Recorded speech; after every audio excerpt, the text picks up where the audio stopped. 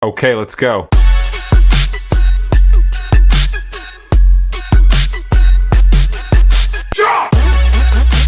Hi y'all, I'm Redhead Neighbor and welcome today to the channel. So here in the neighborhood right now we are going to get back into Ren chapter 6. A lot of y'all were telling me, look, you need to bring a tissue because it's going to be sad.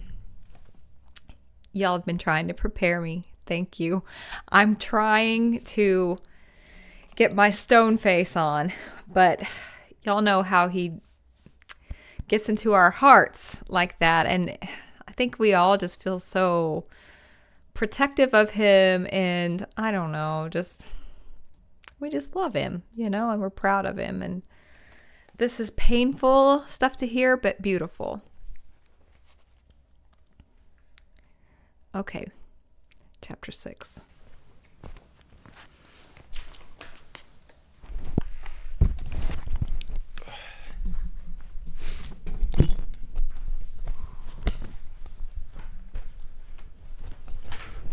I'm going to try and hold it together throughout this one.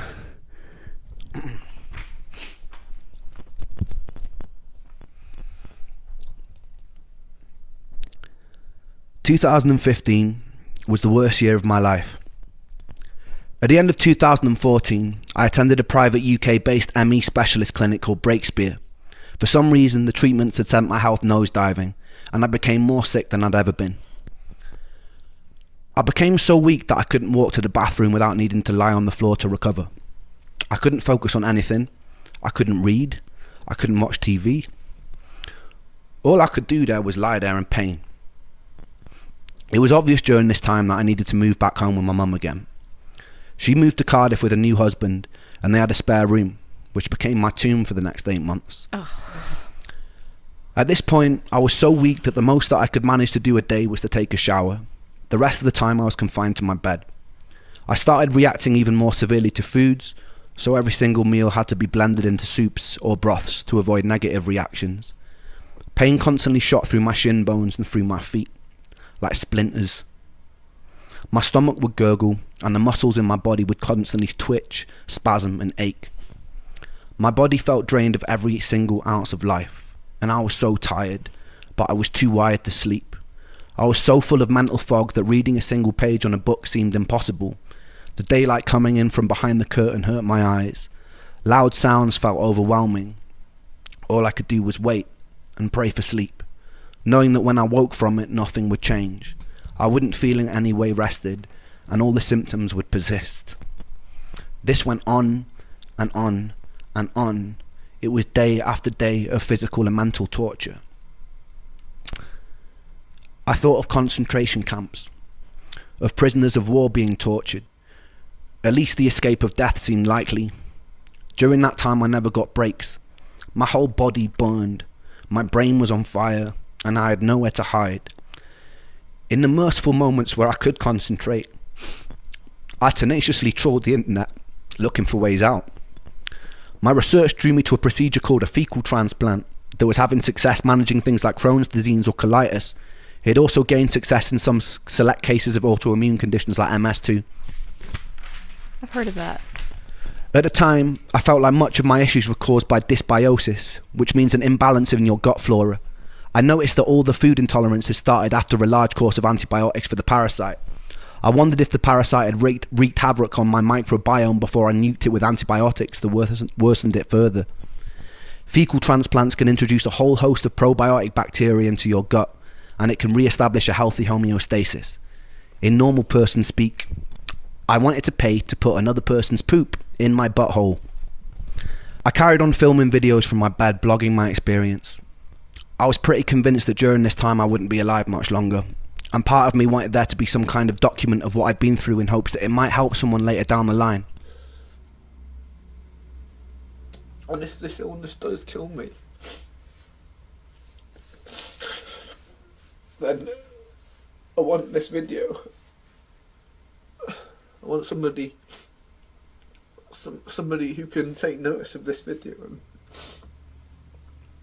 and do something with it. I had a fundraiser open to save money for the fecal transplant, which was very slowly creeping up. I needed to save $6,000 in total. I remember my girlfriend wanting to come and visit but telling her that I didn't want her to. There are a few reasons for this. One, I was pretty sure I was going to die soon. The day before Joe died, I'd been sat with him at a pub, catching up, playing pool, cracking jokes. I'd often wondered if I'd have been hit less hard by his death if I'd been away at university when it happened. For my girlfriend's sake, I wanted her to have distance from me. I also felt ugly.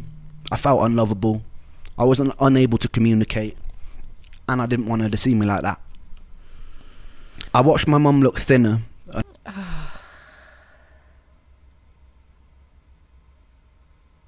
This one's gonna be a tough one, isn't it? That's what you said. Y'all told me it was gonna be a tough one.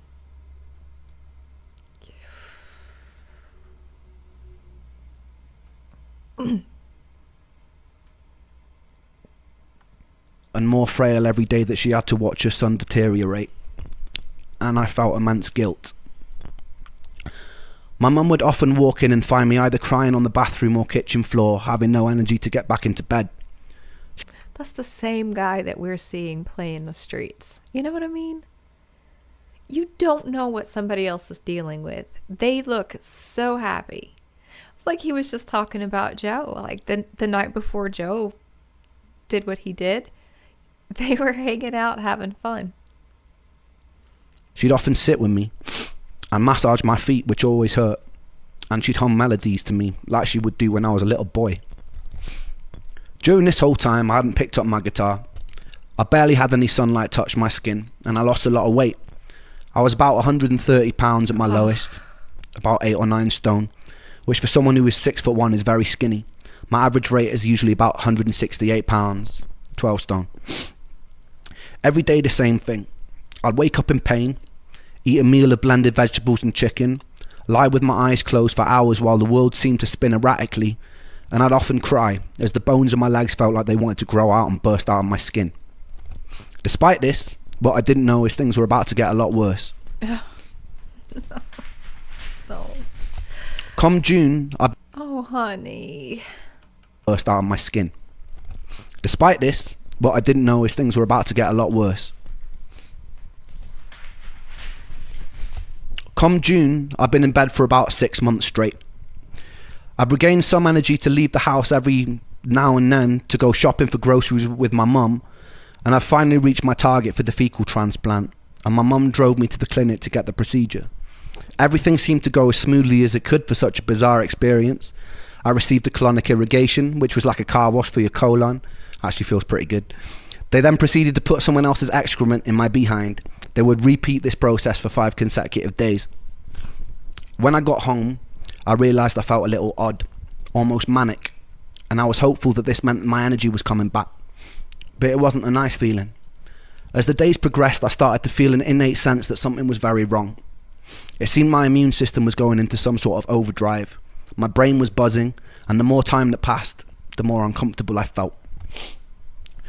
I remember early one morning, I was lying on the kitchen floor after attempting to get a glass of water. My body hurt so much that I was digging my nails into the laminate flooring, screaming, and my mum ran in and asked me what was wrong. I remember repeating, "I don't want to go, I don't want to go, I don't want to go," over and over again.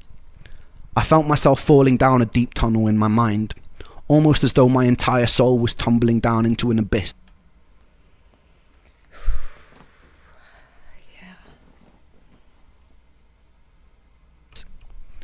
When I finally crashed to the bottom, I was hit with this immense feeling of stillness and peace. I stopped crying. I sat up, and my mother looked at me, puzzled. I have not felt to this day that sort of serenity that I felt in that moment. I looked around the room, and everything seemed to have gained a clarity and quality. But what was most peculiar was the feeling of stillness. There seemed to be some sort of respite from the mental torture and fog in my brain. I still to this day have no explanation for what happened. I looked at my mum, I smiled at her calmly, and I told her that everything was okay now. Her partner Michael came in, and I remember them both looking at me, perplexed. I started speaking fluidly for the first time in months, but it wasn't quite me. I was cracking jokes, being witty. My mum would laugh nervously. I remember feeling as though I was coming up off an ecstasy pill. I felt this underlying feeling of euphoria. I caught myself occasionally erratically snapping my fingers or making whistling noises in between sentences, or staring at some empty part of the room as though there was somebody there, then snapping back to the space and talking to my mum. This feeling of intense euphoria lasted about 48 hours. During this time, I'd adopted some newer strange behaviours. Everything in my room that wasn't parallel bothered me. That short amount of time? So I had to make sure it was aligned and facing the same direction. The whistle and the finger click became a new tick, and it started rising in frequency the more time that elapsed. I also noticed that I get stuck on words or sentences when talking to my mum.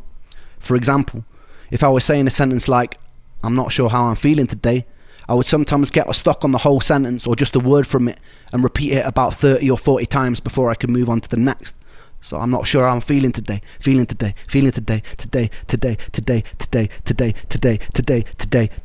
over and over. I can't really explain why, but it's like saying it carved out a safe space for me. After about 2 days, that feeling of peace and euphoria was swapped out for a feeling of immense dread and doom. I felt fear fill my body, unlike any fear that I've ever felt. I'd often wake up in the early hours of the morning screaming at the top of my lungs, a torturous scream that would fill the whole house, a scream like my legs were being sawn off. I felt pure terror. My mum would run in and try and calm me down. Sometimes I'd be thrashing, hitting the mattress, pounding the walls.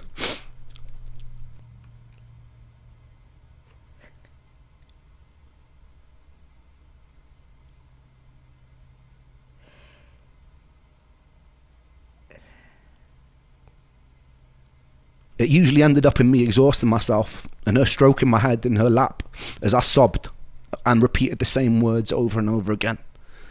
Everything in these moments terrified me. The compulsion to make everything parallel became a necessity. Whenever I was in the kitchen or car and the dials were facing the wrong way, it taunted me. My mum started taking me to a weekly talk therapist in hopes it would stop me from killing myself. I did catch myself researching the most painless ways to do it. I often daydreamed about death, and it made me feel at peace. At this point, intense paranoid delusions started creeping in. I wondered if what was happening to me was demonic. I don't remember how I got there, but I remember one time speaking on the landline to someone who claimed to be an expert in dark magic. He told me that being around my mum was bad for me. He told me that she was bad. He told me that I needed to do a ritual with black wax candles in order to free myself. I remember ordering black candles from eBay, and when they arrived I had a change of heart, and I decided against doing this dark magic ritual. I fell asleep that night, and I woke up the next day to find the candles totally melted onto the white mantelpiece that they were on. They'd never been lit. I still don't really know for certain if anything of these things happened, but the melted wax was definitely real. I remember picking it off with my nails. There were moments that my rational mind knew that I was hallucinating. Sometimes in the night I would hear perfect string quartet symphonies with no sound source for them to be coming from. I remember one time my mum took me with her to the post office because during this time I'd rarely been left in the house alone. I remember the lady behind the till reaching for some sellotape. As she tugged on the tape, it sounded as though it had been amplified 1,000 times. It was deafeningly loud. I ran out of the store crying and shaking, and I sat in the passenger seat of my mum's car, rocking back and forth, where she found me uncontrollably sobbing, repeating the words, I can't, over and over again. My paranoia grew. I boomeranged between thinking I may have been latched onto by some demonic entity, and I became suspicious of even my own family, to thinking I might be part of some sort of twisted experiment, where a group of observers were seeing how far they could push me before I snapped and shattered. My irrational mind concluded that if I start behaving in unexpected ways, I might confuse the people conducting this experiment, and they'd shut it down. I'd sit in my own bed, manically grinning in response to the jolt of pain in my legs. I'd say things to Mum and Michael which made no sense at all. This all seemed to be leading up to a very unusual day. I can't quite recall the details of how it happened because it was quite tricky to tell what was reality and what was not. But from what I remember, I was in a car with my mum, parked outside a supermarket, and I'd put my laptop on the roof of the car while I'd helped her with groceries. I'd forgotten it was there and she drove off. It wasn't until about an hour later I noticed and I started panicking. My laptop had on it hundreds of songs from my time in Brighton. It was all I had really to show for my life. I was already in such an emotionally fragile space that losing that felt like some sick, torturous joke. We drove back and searched every place it could be with no luck. As we were driving home, my mum pulled up at a junction and something in me snapped. I got out of the car and I ran away from it. I convinced myself this was still part of the experiment, because what else could explain that sort of luck? Once I got far enough away, I proceeded to strip off all my clothes, and I lay in the middle of a road staring up at the sky, laughing in hysterics. This was the opposite of how one should react to losing their computer, and so it seemed like the perfect way to confuse my observers. If you look at his face, he looks really tired. You could tell this is hard for him to talk about. To be honest, it's really hard for me to hear. I'm sure you guys feel the same way. I think it's hard not just because a lot of it sounds really familiar. But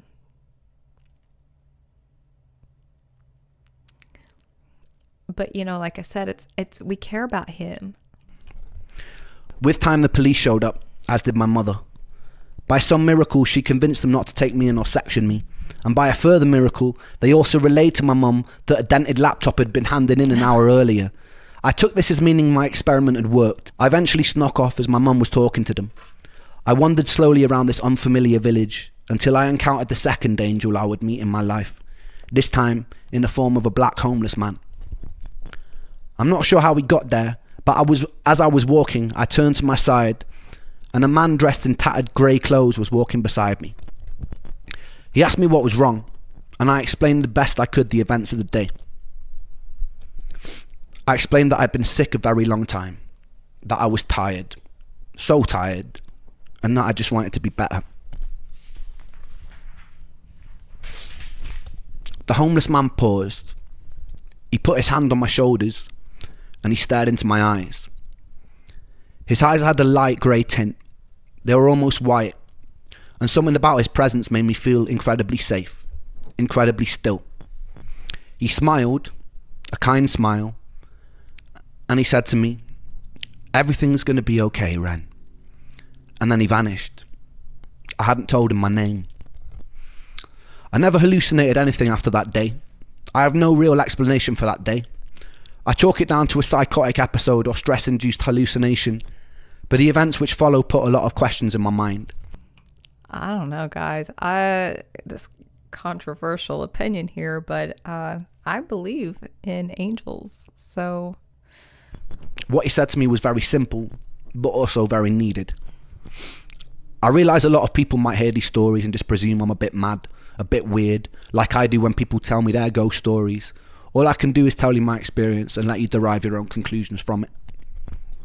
Anyway, I got home and I started to obsessively research ways to escape this new seemingly psychotic space I was in.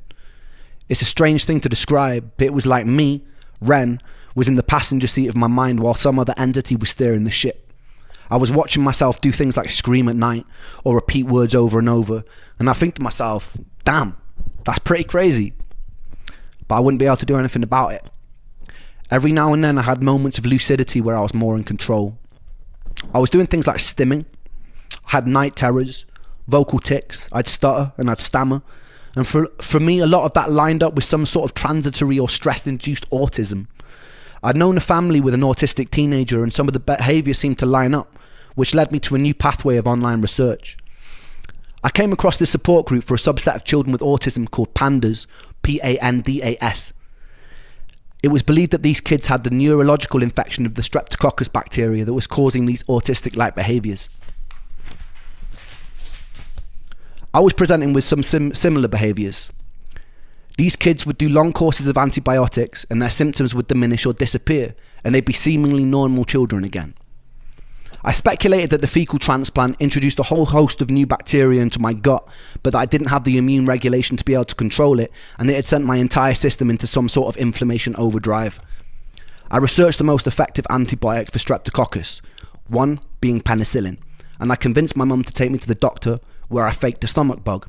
I lied to him, and I said I'd had similar things in the past, and the penicillin cleared it right up. He reluctantly prescribed me a 2-week course of antibiotics because I was so persistent. I got home and I started the course. Initially I felt fucking awful, somehow even more tired than usual, and then towards the end of the course I noticed a definite shift in my energy and comfort. By the end of the course, my psychotic behaviours had disappeared and my energy felt a lot better. I stayed indefinitely on various herbal antibiotic supplements like oregano oil at this time, having learned that this was also active against certain pathogenic bacteria. Keep in mind also, I'm just going off script right now, keep in mind if I'd have followed the advice of most of the doctors that I'd seen at the time who were talking to me about my psychotic behaviours, I would have probably been put into a mental facility and medicated with medication that I didn't need, and would have probably gotten a lot worse. I guarantee you he would have. I know for a fact he would have. He probably would be practically mute. So it was very lucky that I took no one tells you that antibiotics can treat psychosis, and these antibiotics did actually treat my psychosis. And I was no stranger to the placebo effect. I'd taken everything, it wasn't placebo. It didn't matter. After about a week, I'd finished the course, and some of my more familiar symptoms like fatigue and pain started creeping back again. But that didn't matter, because what this whole experience had taught me was that the origin of my sickness was in fact bacterial, and it was pathogenic. The biggest thing it taught me was I could actually do something about it. I was no stranger to the placebo effect after years of hope. It's like his song Patience. Hope. Trialing different drugs and supplements. This wasn't placebo. I took to the internet again and found a world-renowned specialist over in Brussels who was also leading a lot of the cutting-edge research for ME. I got on the phone and made an appointment. He was booked up for the next 9 months, but that gave me enough time to save money. The antibiotics and new herbs I was taking had also given me a new lease of life, and the hope for a cure made me more determined than ever. I started having enough energy to go on walks, which was huge for me at the time. Yeah. My dad would drive over to my mum's and we'd go out in the car, and I'd take photos of wildlife on beaches. I was picking up my guitar again after months in bed. I eventually invited my girlfriend over and made the decision to move back to Brighton as soon as I was strong enough to. Wow.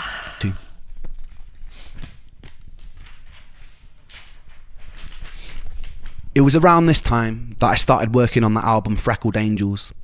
I knew that the future tests weren't going to be cheap. I pulled together some old tracks from the days I was working with Sony, and I got hold of Eric and asked his permission to release them, which he graciously granted, so thank you, Eric. I then pulled together some newer material and compiled my first ever album from my bedroom. In those days, I had no real way of promoting myself and no energy to do shows, so it was mostly to be listened to by my friends and family. I named the album Freckled Angels after Joe. Joe was covered head to toe in freckles, and it seemed fitting to dedicate this work to one of the coolest and funniest people I ever knew. Any ounce of energy I did have from my limited reserves, I'd pour into recording that album. It's by no means a work of art, and it's a bit thematically disjointed, but some songs like Crutch or Pocket Full of Pain went a long way to photographing that time. I'm gonna leave you with a recording of Pocket Full of Pain. Back in those days. These songs are important. I'm so glad that he has them. Enjoy.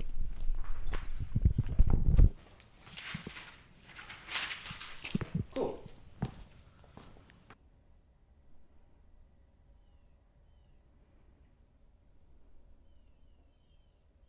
And da da da da. Yeah, yeah, yeah, yeah, yeah, yeah, yeah. I watch the sun when it rises, when it's climbing the sky. I sit here with the pocket full of pain. I've got tears in my juice, in my mind. There's a noose, but my hope makes me cling to the day. I wanna run with the sun and the moon and the stars till I'm running faster than my pain. I wish I could breathe out this fear, this doubt, send it into the Milky Way. I got my finger on the trigger of a Magnum 44, but survival instinct won't let me bleed. I wanna put a bullet straight in my cerebral tissues place, but my index finger won't let me squeeze. I wanna skate down my vein with the blade till the blood runs thicker than the thoughts in my head. But don't ask me why, this is not my goodbye, it's a suicide failure attempt. Damn. dum dum dum dum dum dum dum dum.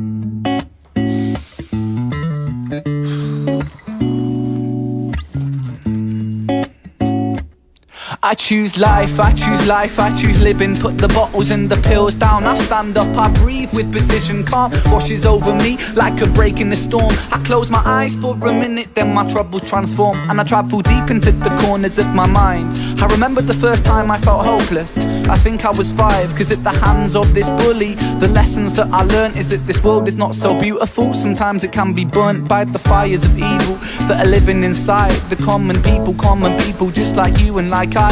We'll all strive to survive, and we all climb to the top over our brothers and sisters, whether we mean to or not. And we get lost in the tide of insecurities and power-seeking fooleries, but happiness don't live inside no jewelleries. In an age of distraction, we would rather tap on our iPhones than stop a war from happening. It's heartbreaking, Satan's patiently waiting for us to mess up big time, so hell on earth will be blatant. So forgive me for wanting to blow my brains out, but I've got a change of heart. It's time for change now, rearrange now, fist in the sky. I say proud, say loud, revolution word on my brain now. It's with the people, yeah, power's with the people. If the people strive for unity, the world it could be equal. You could be the start of the beginning, a dawn of no stress, no troubles, no sinning, just living. So overthrow evil and greed, put aside your distractions, welcome change with me, welcome change with me, welcome change with me, welcome change, welcome change, welcome change with me, welcome change with me, now welcome change with me, now welcome change, welcome change, welcome change with me. Yeah, yeah, yeah, yeah. And da da da do.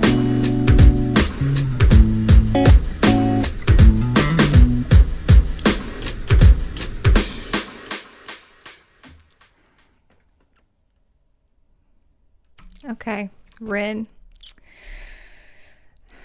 I said it before, and it's the same.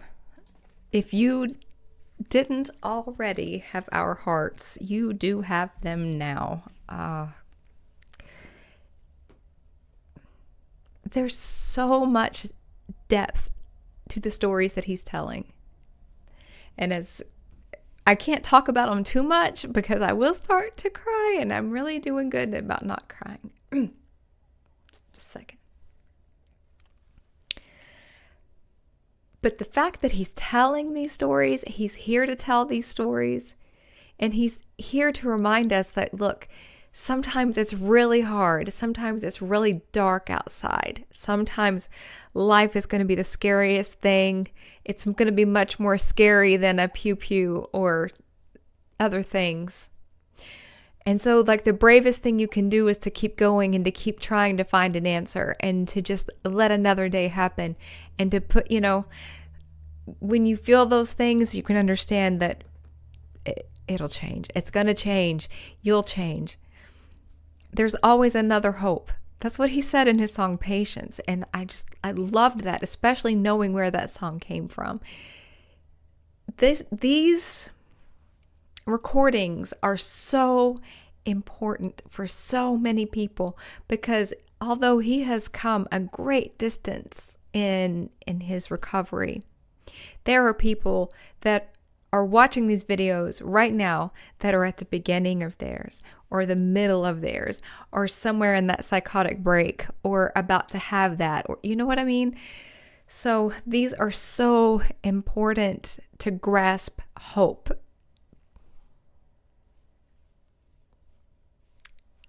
And I appreciate it so much.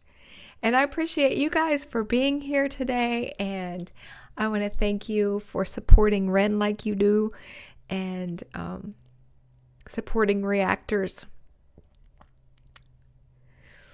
Yeah, I just feel like what he's doing, it's different than just music. So until next time, y'all, thank you for joining me. And yeah, I'll do the next one as soon as I possibly can.